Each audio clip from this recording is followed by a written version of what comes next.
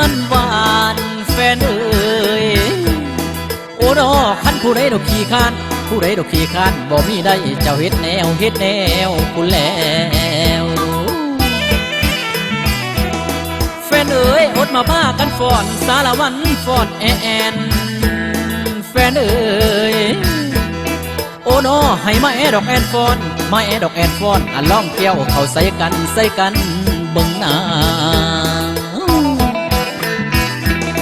คำเอ้ยเพิ่นว่าสารวันนี้ขันลำดีแม่นละมวนแฟนเอ้ยโอ้นออยากเชิญชวนพวกพี่น้องมาล่องเตี้ยเขาใส่กันท้ายปันลันอยากขอปันมูนดีเตี้ยลงก็สารวันเตี้ยลงก็สารวันเตี้ยลงเตี้ยยองและเหมือนหงลินน้ำเตี้ยให้งามผู้เตี้ยต่ำจำดินเตี้ยให้งามผู้เตี้ยต่ำจำดินลุกขึ้นสารวันลุกขึ้นลุกขึ้นสารวันลุกขึ้นก่อนสารวัน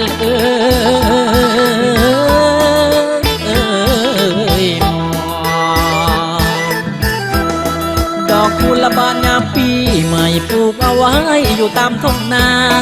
ขอเชิญละผู้มีลีลามาฟ้อนใส่เบิ่งหน้าสารวันบ้า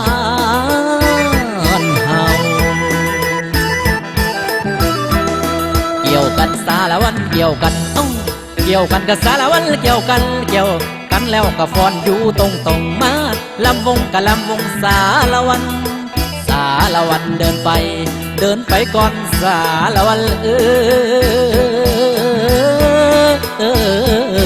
นอสารวันปากซองบ่อละเวนสารวันปากซองบ่อละเวนดินแดนที่สวยงามอุดมและหักมีเป็นเขตอุดมศรีวิไลเป็นเขตหักมีศรีวิไลหักษาเอาไว้สารวันเฮาเอ้ยหักษาเอาไว้กับสารวันเฮาเอ้ย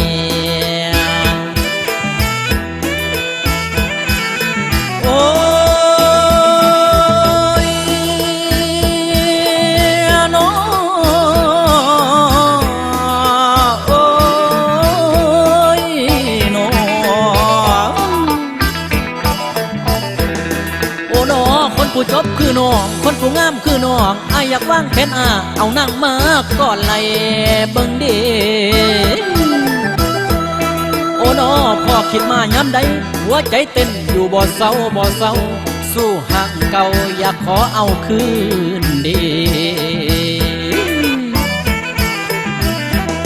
เฮียเมยถ้าเป็นแนวดอกไม้ไข่บานบ่หอมกินเดโนสาวนางไข่แต่กีบดอกว่าสิสุนเสือเจ้านอพันพุ่นแล้ว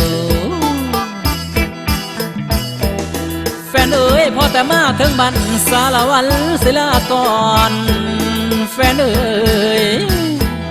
โอ้นอขออวยพรให้พี่น้องให้ยืดมันคู่สุคน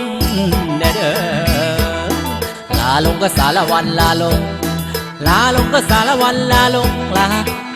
ก็สารวันลาลงก็สารวันลาลง